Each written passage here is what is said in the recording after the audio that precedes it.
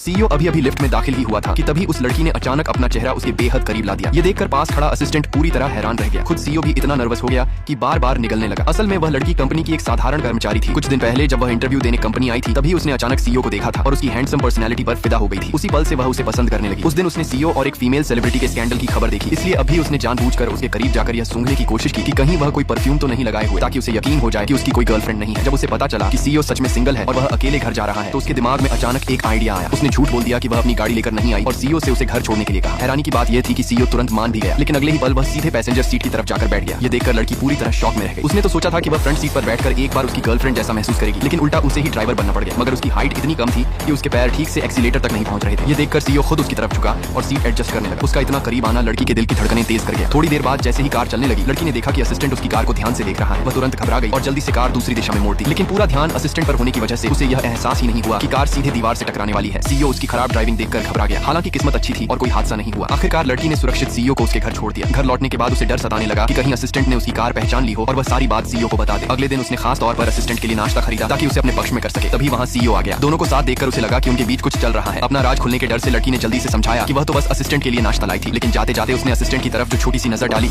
उसे देखकर सीईओ गलत समझ बैठा और उसी पल उसके मन में जलन होने लगी।